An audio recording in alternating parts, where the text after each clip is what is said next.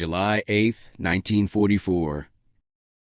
Dawn breaking over the jagged cliffs and dense jungle of Saipan, Mariana Islands. What would possess an 18-year-old Marine, barely 5'4" tall, wounded and bleeding from machine gun fire, to walk alone toward hundreds of armed Japanese soldiers hidden in caves, knowing full well the code that demanded death before surrender? Would you turn back or keep going, armed with nothing more than words in a language not your own? In the chaos following one of the war's largest banzai charges, Private First Class Guy Gabaldon did exactly that. Bleeding from wounds sustained earlier, he approached groups emerging from the shadows, speaking Japanese fluently, learned not in school, but from the streets and a foster family back home. He promised food, medical care for the wounded, fair treatment. One by one, then in waves, they came out. Soldiers dropping rifles, civilians clutching children, hands raised. By day's end, he had persuaded around 800 to surrender, the largest single-handed capture by an individual in U.S. military history. The air hung heavy with smoke from burning vegetation, the distant boom of naval guns echoing like thunder. Gabaldon stood on a seaside cliff, exhausted, a lone figure amid the crowd, as a Japanese prisoner waved a white cloth on a stick. "You're surrounded," he called in Japanese, pointing to the warships offshore. "No more fighting. Come out safely." The scene defied everything expected in the Pacific Theater, where surrenders were rare, where the Bushido Code often led to final, suicidal stands. Yet here, in the sweltering heat, amid the stench of cordite and decay, a young Marine turned the tide, not with bullets, but with persuasion born of understanding. His voice, calm despite the pain, cut through the tension. "I give you my word, no harm." Slowly, figures emerged from caves, some limping, others carrying the injured. The ground trembled under distant artillery, but in that moment, a fragile quiet settled. This wasn't conquest by force. It was a human connection, piercing the fog of war. Gabaldon, nicknamed later the Pied Piper of Saipan, had already captured hundreds in prior days through similar lone wolf patrols, sneaking near caves, dispatching guards quietly, then shouting offers of life over death. But this day marked the peak. 800 in one push after the massive banzai assault the night before had failed catastrophically. Wounded, yet refusing evacuation, he pressed on, his carbine slung, his words the true weapon. The shock rippled through Marine lines. Patrols stared in disbelief at the sight of one man surrounded by surrendering enemies. It challenged assumptions about the enemy, about unbreakable resolve. In a war defined by ferocity, this act stood apart, proof that even in hellish combat, a single voice could halt the machinery of destruction, if only for a moment. As the last groups arrived that night, Gabaldon collapsed, whispering to himself, "My God, it's over. I did it." The question lingers. What drives one person to risk everything when logic screams retreat? In the Pacific's brutal island campaigns, such moments were rare, but they revealed something profound. Humanity could sometimes prevail where firepower failed. The capture unfolded amid the larger Battle of Saipan, a pivotal operation in the Pacific War that began on June 15, 1944. Saipan, part of the Mariana Islands chain, held strategic importance. Its airfields would bring American bombers within range of the Japanese home islands, shortening the path to eventual victory. The island measured about 14 miles long and 6.5 miles wide, rugged with mountains, dense jungle, and coral cliffs dropping to the sea. Japanese forces, roughly 30,000 troops under Lieutenant General Yoshitsugu Saido, plus thousands of civilians, defended it tenaciously. American forces, primarily the 2nd and 4th Marine Divisions, supported by the 27th Infantry Division, landed under heavy fire from artillery and mortars hidden in caves and pillboxes. The first days saw brutal beachhead fighting, with Marines advancing yard by yard against machine guns, snipers, and banzai charges. By early July, the Japanese position had deteriorated. Supply lines cut, ammunition low, morale strained by relentless bombardment from naval guns and carrier aircraft. On July 7th, the largest Banzai attack of the war erupted.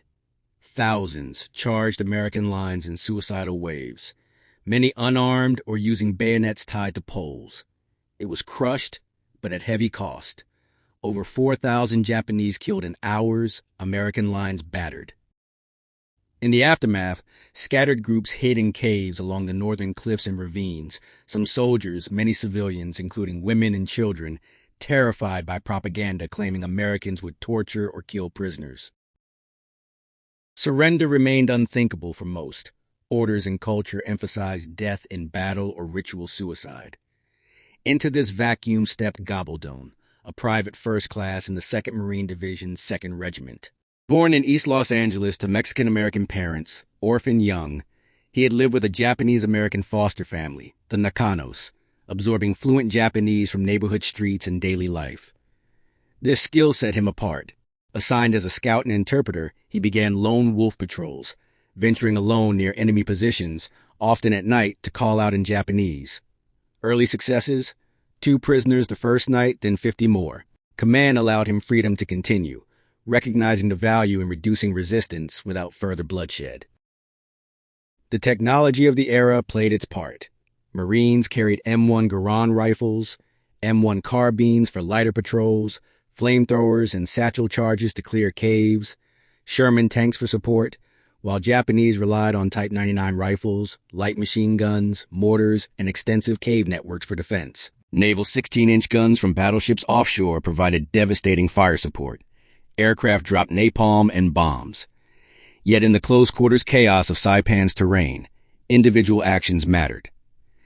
Gabaldon's approach, promising medical aid, food, no harm, countered deep-seated fears. He pointed to warships as proof of overwhelming power, urged mercy for the wounded and civilians. This mattered because civilian deaths on Saipan were staggering, many suicides induced by propaganda or coercion. His efforts saved lives on both sides, sparing Marines from costly assaults on fortified positions. The event's importance lay in its rarity and scale. In a theater where prisoners were few, Tarawa yielded only 146 from 5,000. One man achieved hundreds. It highlighted how cultural knowledge could shift outcomes, how persuasion might succeed where force stalled.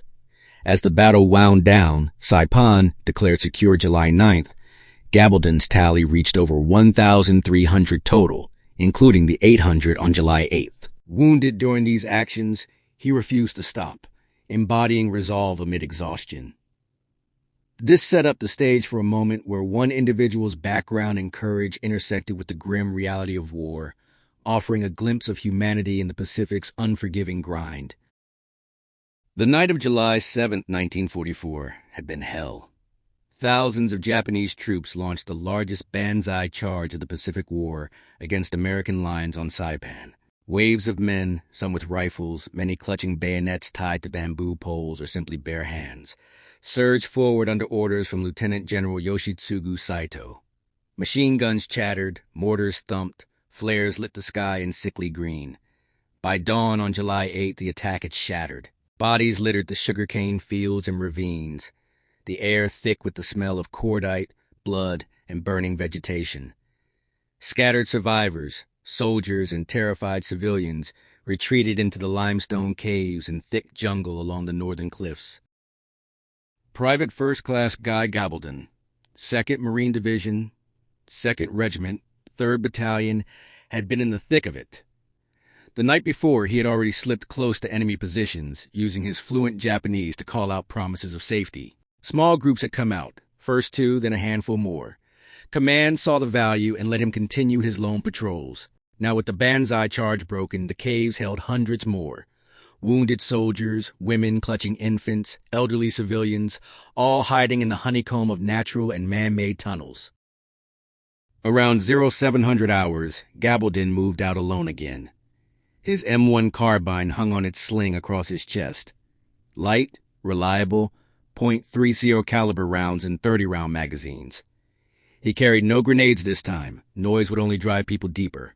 His uniform was torn, soaked with sweat, streaked with dirt and dried blood from minor cuts. He approached a series of cave mouths overlooking the sea, the Pacific breakers crashing far below. From a concealed position, he shouted in clear, calm Japanese. "You are surrounded. Battleships and planes are waiting. There is no escape. Come out with your hands up. You will be given food, water, medicine. No one will harm you." Silence at first, then movement, shadows shifting inside the darkness. A rifle barrel appeared, hesitated. Gabaldon stayed exposed, arms slightly raised, repeating the message. Slowly, a Japanese soldier stepped out, hands empty, eyes wide with exhaustion and fear. Another followed. Then civilians, women carrying babies, old men supporting wounded comrades. Gabaldon guided them down the slope toward Marine lines, speaking softly, pointing to the distant silhouettes of U.S. warships offshore. "See? They could destroy everything. Instead, we offer life." Word spread through the caves. More emerged. Groups of 10, 20, 50. Some limped, others carried stretchers improvised from branches and ponchos. Gabaldon directed them to a collection point near the cliff edge, where other Marines, stunned, began taking custody, disarming soldiers gently, offering canteens and cigarettes. Around midday, the numbers swelled dramatically. Gabaldon moved to a larger cave complex.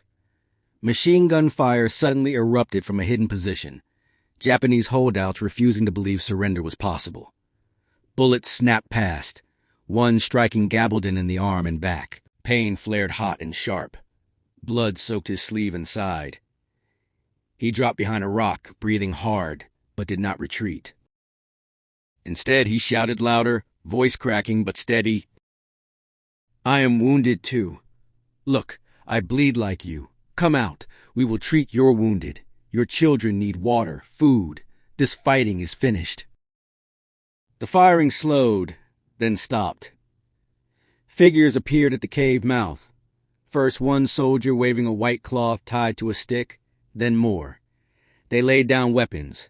Type 99, Arisaka rifles, Nambu pistols, a few light machine guns.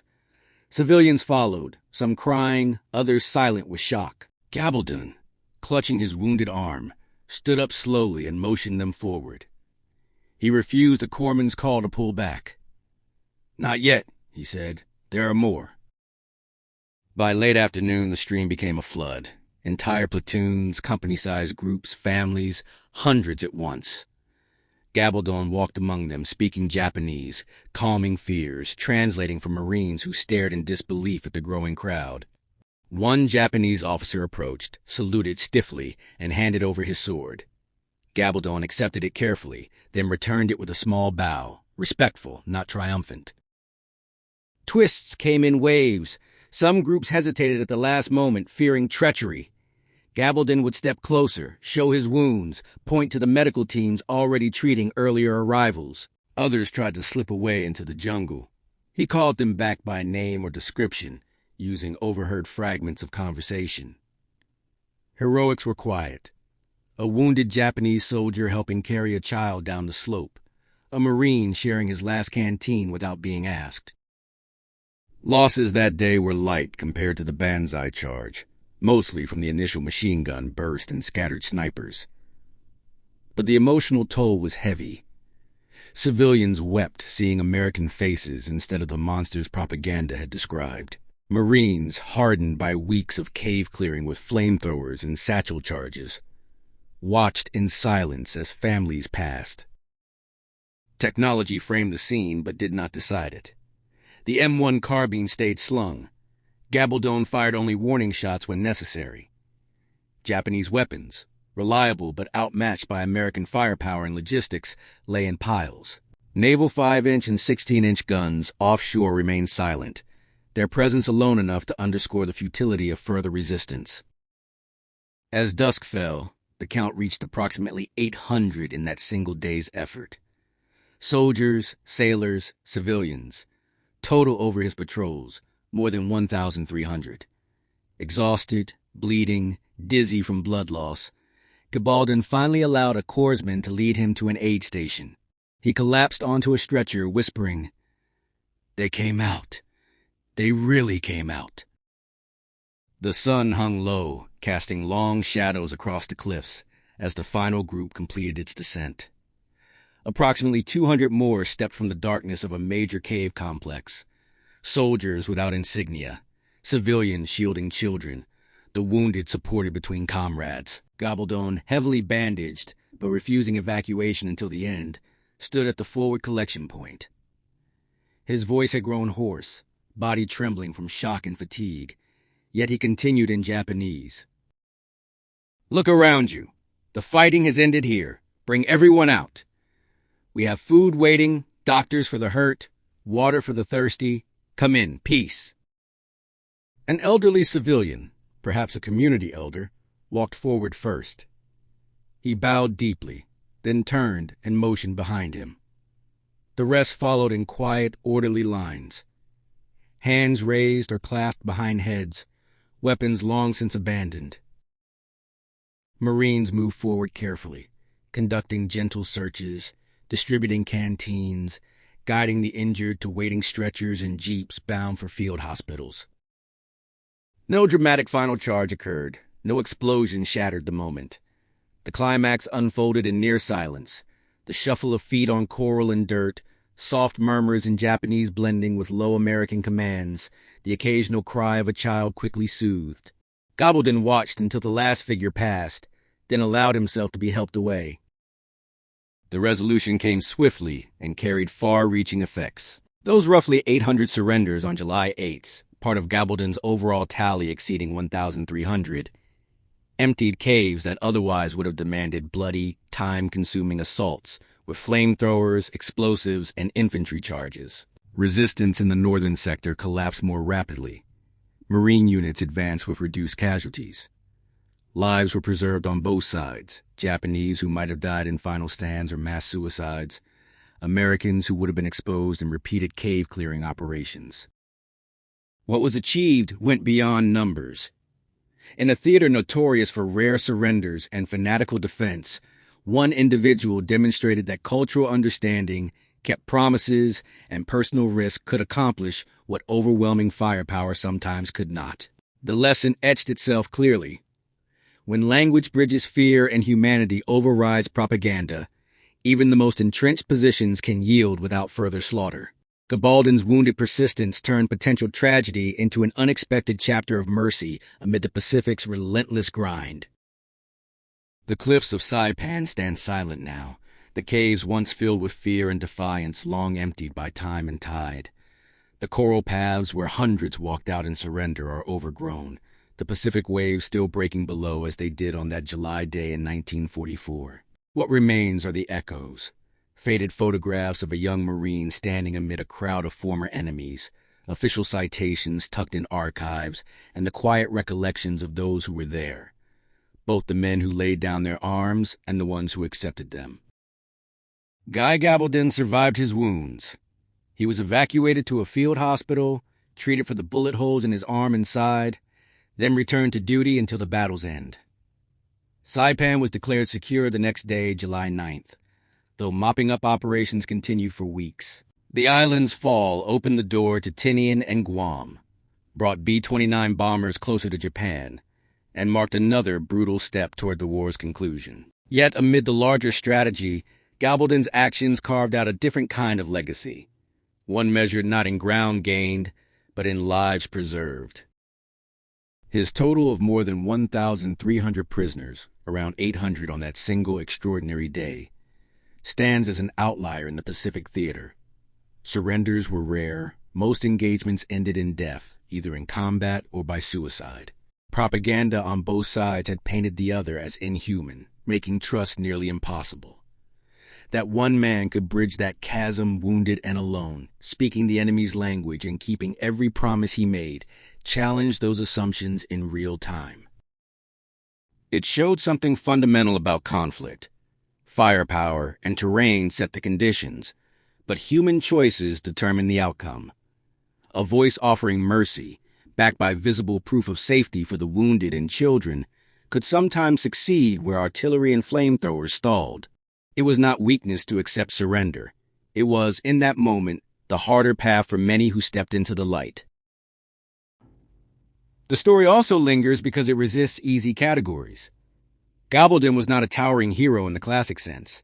No dramatic last stand, no medal pinned in a blaze of glory during the act itself, though the Navy Cross came later. He was a short, slight Marine from East Los Angeles, raised partly by a Japanese-American family who simply refused to believe the fight had to end only in killing. His persistence, continuing despite pain, refusing evacuation until the last group emerged, turned a potential slaughter into an improbable mercy. Decades later, survivors from both sides occasionally shared memories. Some Japanese veterans spoke of the voice that called them out, the American who showed his own blood to prove no treachery, waited. Marines who witnessed the scene remembered the surreal sight. One man surrounded by hundreds, yet in control, not through force but through words. Such moments remind us that history is not only the clash of armies and the movement of fronts. It is also the small, stubborn acts of individuals who, even when bleeding and exhausted, choose a different ending. They prove that even in the darkest corners of war, a single person can sometimes pull back the curtain on humanity. I've just said what's recorded in history. You should find out the real truth yourself. We have written the sources from which we got this story in the description of this video. And we have always been and will be supporters of the oppressed, regardless of their color, race, or country. This world and its creator are also with the oppressed. Comment your thoughts below on this incredible act of courage and humanity amid the chaos of war, and subscribe for more forgotten WWII stories that history almost buried. See you in the next WWII story.